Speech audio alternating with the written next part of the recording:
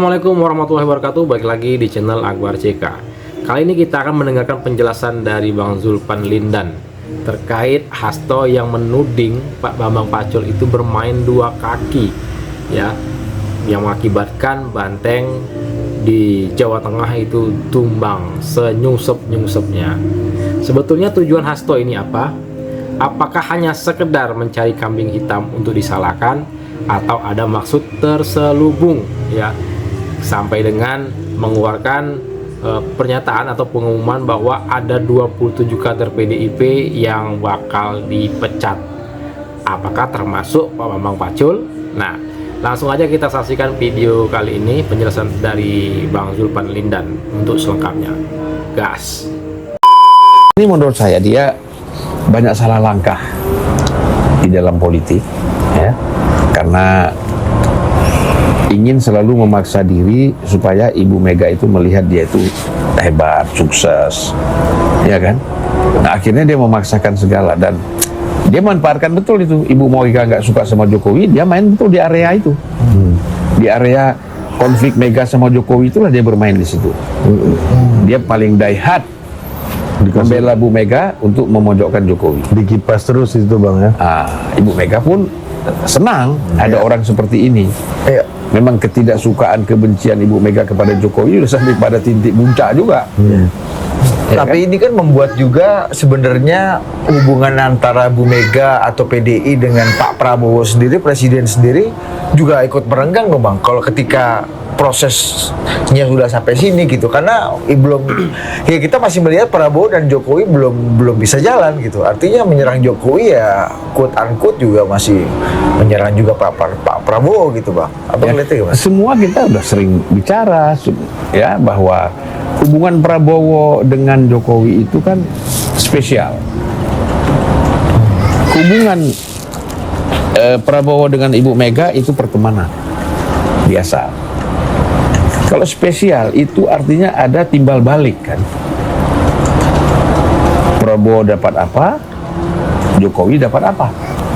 Artinya saling menguntungkan antara Pak Prabowo dan Pak Jokowi, ya. Bagaimanapun Jokowi membutuhkan Prabowo dan dia harus memenangkan Prabowo karena dia percaya betul Prabowo ini tidak akan berkhianat dalam berkawan. Ya. Dan Prabowo juga kita lihatlah, kita kadang-kadang kaget dari segi anggota kabinet, kok ini jadi wamen, kok ini jadi menteri, ini jadi ini, jadi ini. Ternyata orang-orang itu punya jasa kecil-kecil pun Prabowo tangkap itu, tahu itu, dikasih, ya kan? Kalau kita kenapa nggak dikasih?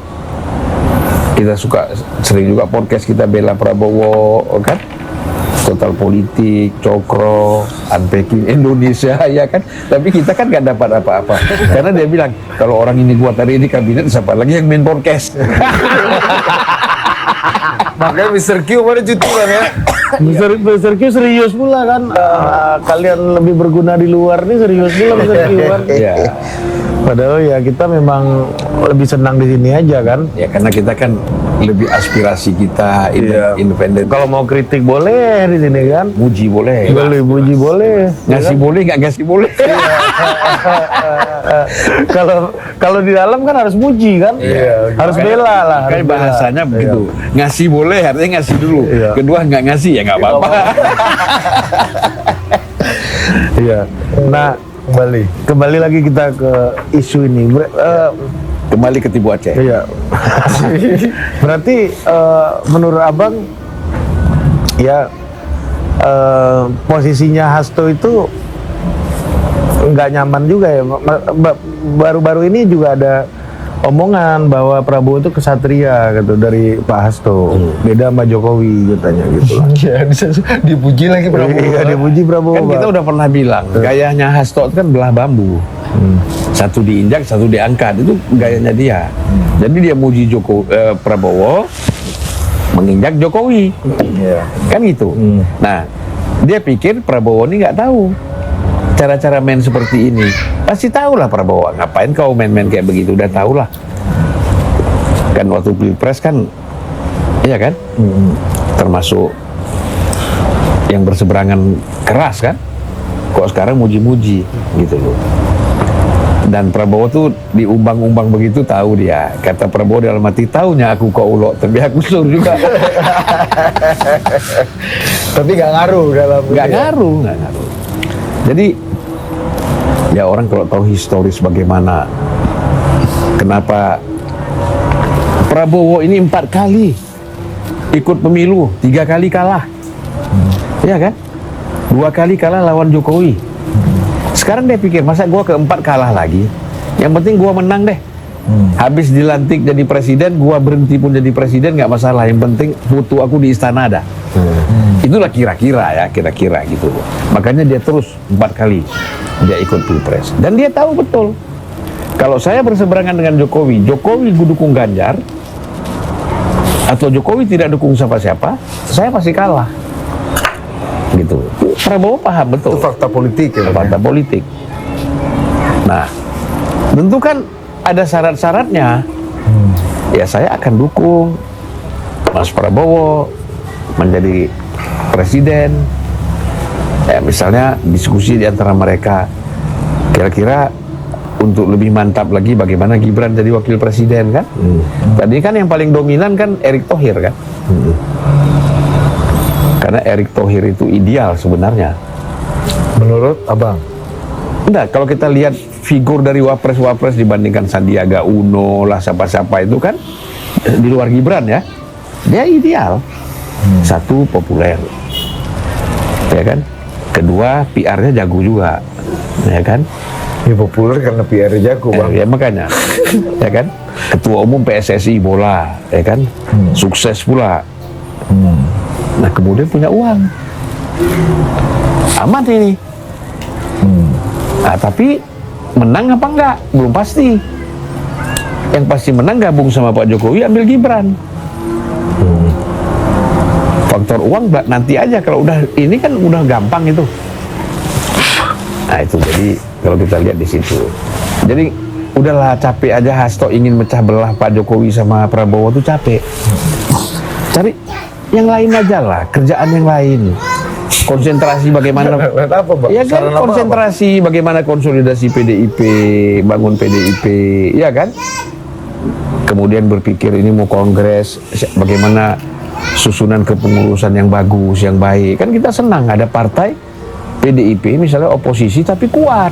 Tapi kan menurut Mas Hasto kan ini memperjuangkan keadilan dan kebenaran yang dizolimi oleh kekuasaan, the dark side of democracy, gitu. The dark side of power. Udahlah, kita ini kadang-kadang banyak bicara demokrasi di luar. Dia jadi sekjen demokratis nggak di PDIP misalnya? Kan banyak keluhan-keluhan juga. Apa bang? Ya keluhan lah, anak DPC, DPW segala macam itu kan pasti ada.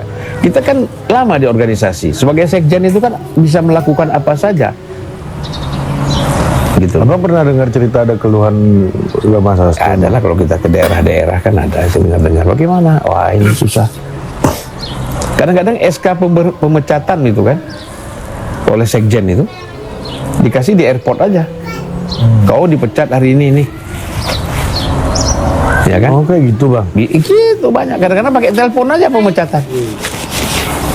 Bang Surya itu kalau berhentiin ketua DPW itu pakai telepon aja. Bukan Surya Paloh. Ya kan, ini kan kira-kira tipologi partai itu seperti itu. Oh, jadi sebenarnya bukan tipikal Mas Hasto juga dong, bahwa ini tipikal sebuah partai begitu modelnya.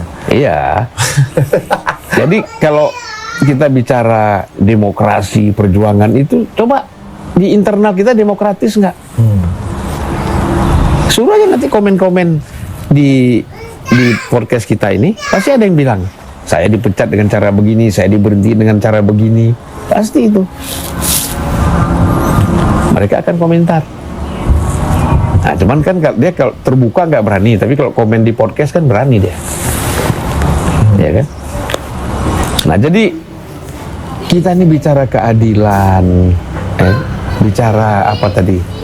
Kezaliman, dizalimi. Kita nih paling sering menzalimi orang kan?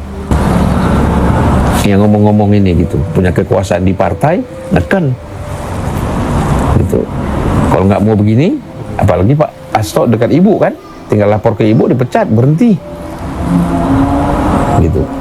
Jadi macam-macam bisa terjadi gitu. Menurut abang memang Mas Hasto jadi faktor yang paling dominan sekarang dalam mempengaruhi pikiran Bu Mega, atau sebaliknya Bu Mega sebenarnya apa yang dilakukan Mas Hasto adalah sebenarnya originally Atau Bu Mega Pikiran Bu atau Mega. Mas Hasto tahu cara berpikir Bu Mega, kemudian Menerjemahkan, ya. dirangsang terus kan, dieksploitasi terus gitu. Oleh faktor mana yang paling dominan? Sebenarnya Bu Mega itu kalau dia sudah yakin dan percaya sama seseorang, dia percaya penuh.